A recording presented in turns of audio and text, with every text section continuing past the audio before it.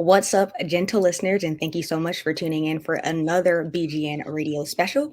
I am your host, Raichele Privette, and this podcast is brought to you by SB Nation and Bleeding Green Nation. As you guys can see, I am joined by a very special guest on today's episode, a sports analyst, a podcast host. He's also a former defensive lineman for the Philadelphia Eagles, Mike Golic Sr. What's up, Mike? Happy belated birthday. How'd you spend your birthday? At this age, and I turned 60, just kind of happy to be up. There's Yeah.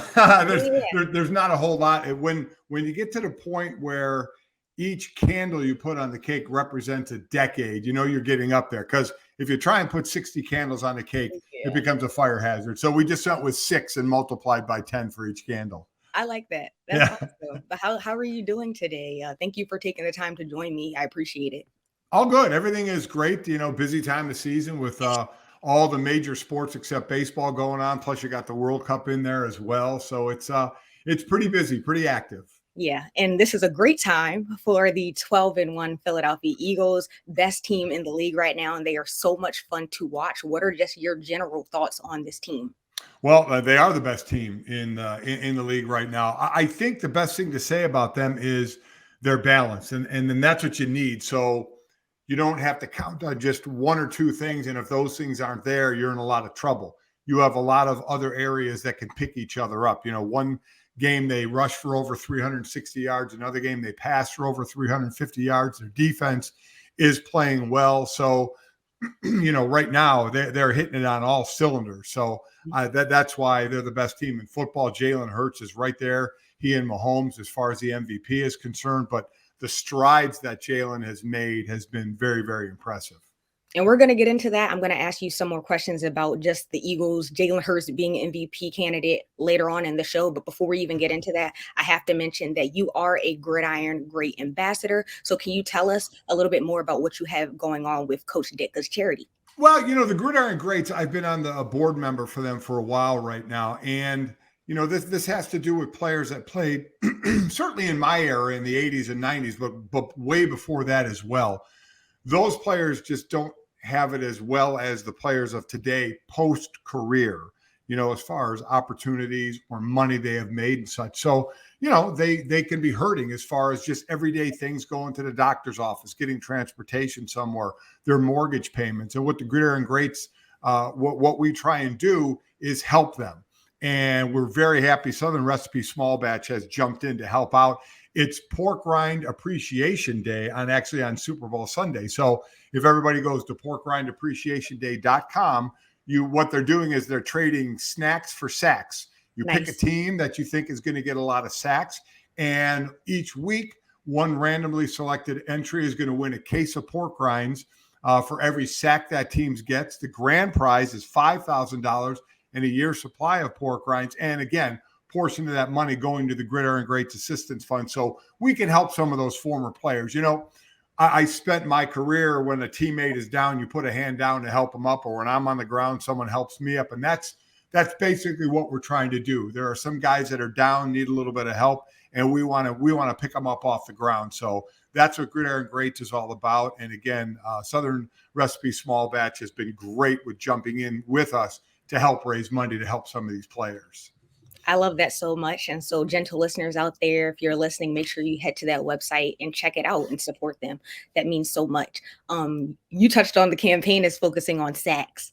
The Philadelphia Eagles currently this season, they have 49 sacks. Yep. So their pass rush has been really phenomenal. What's just your evaluation on what you've seen from the pass rush up until this point? Well, I think the big thing for them has been the number of people getting different sacks. I think are they at 5 or 6 different players with like over 5 sacks or right in that area there. So the great thing about that is you can't concentrate on one person.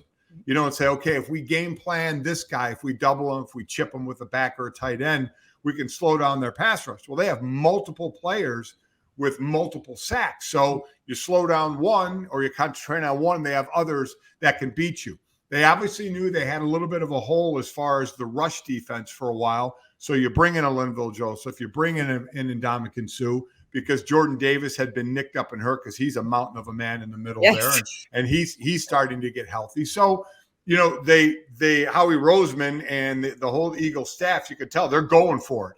It's kind of like the Rams last year. They trade for Von Miller, and get players during the season to really kind of go for it. And it paid off for them. And that's where Philly is right now. It's like, Yes. hey, let's pull out all the stops so we can get where we want to be. And that's back in the Super Bowl and winning it. Yes. Let's zoom out just a little bit. So let's look at the NFC. Are there any teams who you think the Eagles should be worried about when it comes to finishing in the conference? Oh, sure. I mean, listen, that's the one thing about football is you never know on any Sunday. Look at last week, Houston, who's going to get the first pick in the draft. They almost beat the Cowboys, who had been playing incredibly well since Dak Prescott had come back. So every Sunday can be a tough one for you. So I look at Dallas, San Francisco, even without Jimmy Garoppolo, who they may get back during the playoffs. Deebo Samuel hurt an ankle. They thought it was going to be much worse. He may be back sometime soon. They're another very well-balanced team. All Brock Purdy, the rookie, has to do is just be a good point guard. Dish the ball out to the athletes on offense. They have a great defense, which is going to keep them in every game. So that's the team I probably them and the Cowboys are the team I look at the most as that could be a stumbling block for them. I agree 100%. Like you said, the 49ers roster is loaded. Yeah. It's definitely like a scary team. And I feel like when it comes to the Eagles and the Cowboys, you can just never downplay that game. Because like you said, any given Sunday, you don't know how it's going to play out. What would you say are the Eagles' biggest weakness at this point? Well, it's tough to think about those right now. I mean, they were giving up a little bit on the rush, giving up the rush. That's why they brought in those two interior linemen. Other than that, they don't have a lot of weaknesses. Now they're stronger in some areas. Their running game is excellent. The pass rush is excellent.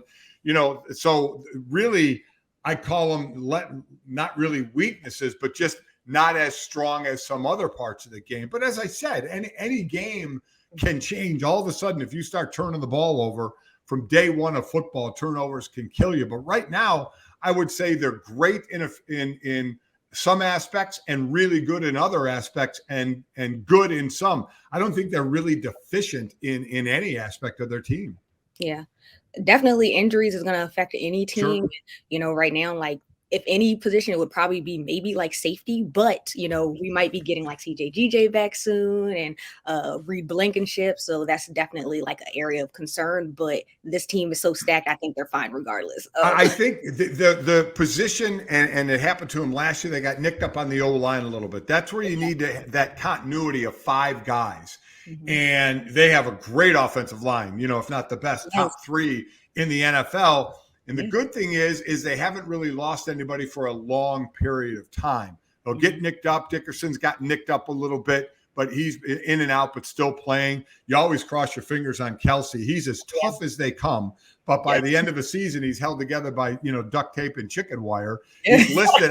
I just did an Eagles game a couple of weeks ago. He's listed at 305. He's nowhere near 305.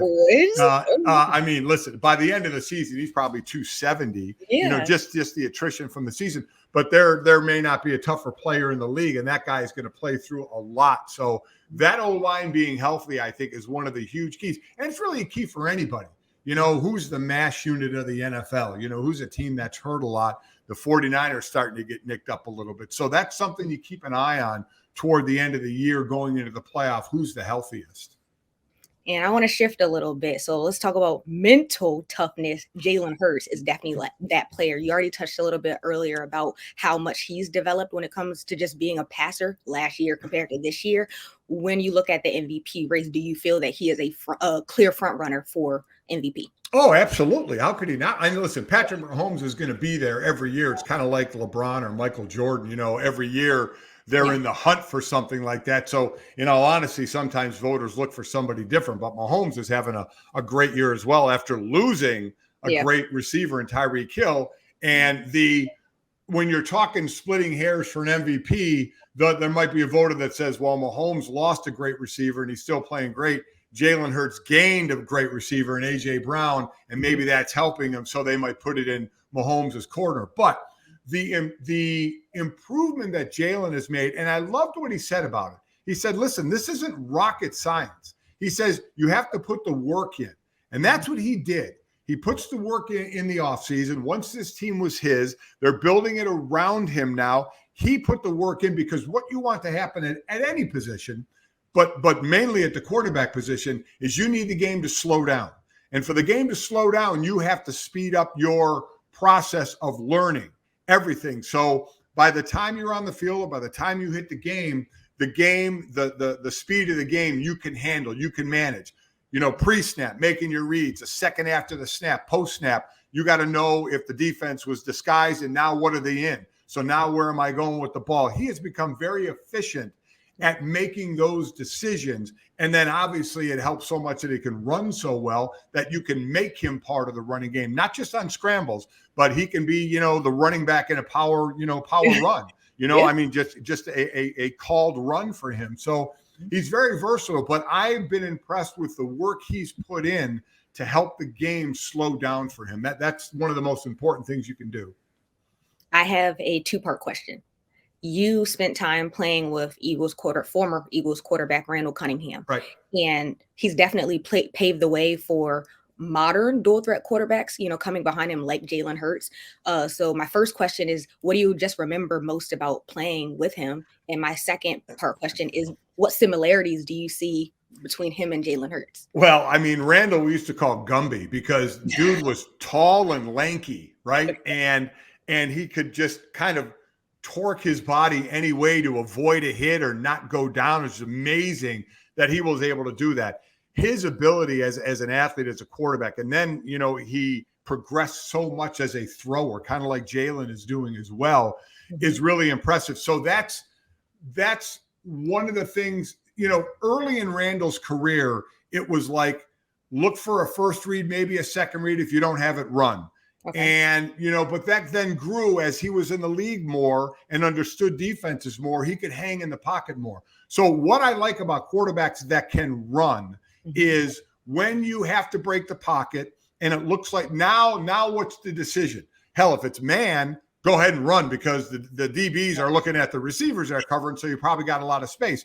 If it's zone, now you got to make a decision. How well can you bait the defense like you're going to run where they're going to come out of their zone and then you can, pop a pass? Or are you going to run? And I think that's something Randall developed a lot better is instead of read one, read two, run, it was read one, read two, read three, get out of the pocket, still look downfield. Don't just take off because you can still make a big play with your arm if you escape the pocket. It's such an advantage for the offense when the quarterback can escape the pocket because now the defense has to cover longer, stay in their holes on zone a little longer. You tend to drift the longer the play goes on. So I think that's something that Randall learned through time because early on they said, your athletic ability is so good, just take off and run. But he learned to say, you know what? My arm's a weapon too. So I don't have to just run right away. Jalen's had that from the beginning. These quarterbacks now that are coming out of high school and out of college, they're learning all this at an early age, all the 7-on-7s that go on in high school and then the high school and then college. The NFL has changed to the point where when a athletic quarterback comes into the league, they don't say, okay, now you're going to play our NFL system. Forget what you did in college. Now they're saying, okay, we're going to take what you did in college, all your abilities, and we're going to transpose it to the NFL, which is the smart thing to do because they can be so dangerous throwing the ball, getting some space, or running the ball. So it's something that if Randall played in today's game and grew up in this era of the quarterback position, I just think of how even much better he could have been. Yes. No, for real. And I want to talk about like your longevity of playing in the league. Another player for the Philadelphia Eagles, Brandon Graham, is now 34 years old, and he's getting a lot of recognition right now, just for how elite he's playing, especially after coming back from this Achilles injury, right. For comeback player of the year. Can you just talk about like your time playing in the year for 9 years, like how big of a deal that is, and just for people who may not understand, like to play at that elite level for that long. So what makes a lot of time in the NFL, so I try and put it in a circle for people.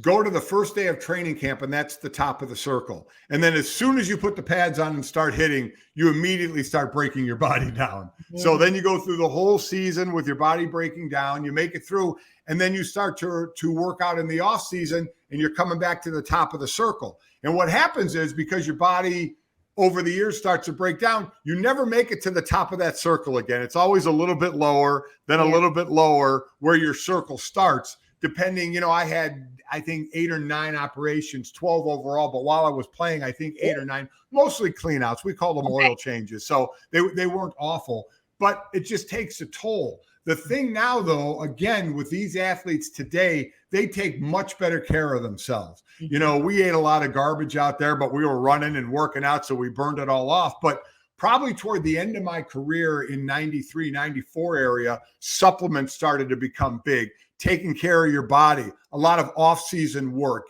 bringing in specialists, bringing in chefs, bringing in trainers and all that really has taken off. So guys are treating their bodies a lot better. Now, rehabbing from injuries has gotten better over time either. We've learned a lot more of how to rehab. We see ACLs come back in 7-8 months sometimes, where normally that was guaranteed 12 months or more, and sometimes even longer than that. So it helps that where we are modern technology wise, but also players understand that, and players are taking better care of their bodies, certainly than we did in the 80s and early 90s, and certainly before us as well. So it all takes part. And then let's be honest, you got to have a little luck, right, to not get hurt. You talked about Brandon, he's working off an Achilles, but there are guys that play a long time and never have a major injury. There's a little luck involved in that as well at times. But for the most part, everything is just better now for the athletes, and they're taking advantage of that as well. Mm-hmm. And you've been really vocal about how, even though you played in the NFL for 9 years, you're only with Philly for 6. Right. And you talk a lot about how, like, those years were probably the best years of your career. Can you express why Philly was so special? Well, Philly's a great sports town, number one. I mean, it's just, and I know the fans there can get a bad rap sometimes, and they can get a little aggressive. There's no doubt about that. When I played, it was back at the Vet when they had the 700 level, when it was a little crazy, but they're passionate. And you know what? You play hard. If you play hard, they'll respect you for playing hard. It's a blue collar town, and they loved the way, I know, that we played. We had a really great defense the years I was there. Mm-hmm. And I was fortunate just to be part of all these great players. But you just play hard and give a damn, and they appreciate that. They certainly want to win, and we want to win. Why my years, I think, were the best. Now, understand, my entire career until my last year in 93 was played without free agency. The first year of free agency was my last year with the Eagles, and I ended up going to Miami after that. So all the guys on our team, when I got there in 87, you weren't able to be a free agent. So a lot of guys, we stayed together for 6 years. So not only were we really good teammates, we were really good friends, on and off the field. We got to grow in that area together because not a lot of players left, and then 11 of us were free agents in 93. Norman Brayman was the owner then, and he was kind of an absentee owner, didn't want to spend any money. They didn't re-sign any of us, all 11, including the biggest name of all, Reggie White. That's when he went to Green Bay. They didn't even try and bring him back. So that was a shame. That you had an owner that didn't want to really invest in the money when free agency started, because that really broke up. We thought 91 was going to be our year where we could really win the Super Bowl. But the first game of that season was when Randall got his knee blown out, against Green Bay. And we were like, oh my God, tell me that just happened, first game. But that's the big reason why I think it was because of before free agency. So we all got to stay together for a number of years. I love that. I mean, like you said, the league has changed so much, but I do think that that's one thing that's super, super cool about how it was back then. Yeah. You see people leave like that. Oh, yeah. And I get it. Listen, it's not like I blame anybody for doing it. Everybody has their own reasons. But, like most things in life, and ours is a world of sports, things change over time. For sure. But thank you for taking the time to chat with me. I really appreciate it. To all of our gentle listeners out there, make sure you head over to porkrindappreciationday.com. Thank you for joining me on behalf of the Gridiron Greats Assistance Fund. It means a lot. Did you want to shout out anything or plug anything you're doing right now? No, that's all good. Just like you said, porkrindappreciationday.com. You can see how you can enter to win money, win pork rinds, and help out the Gridiron Greats and their assistance fund to help some of the players, back in the day. That's really my main focus there. Awesome. Okay. Well, thank you so much for your time. I appreciate it. You got it. Thank you.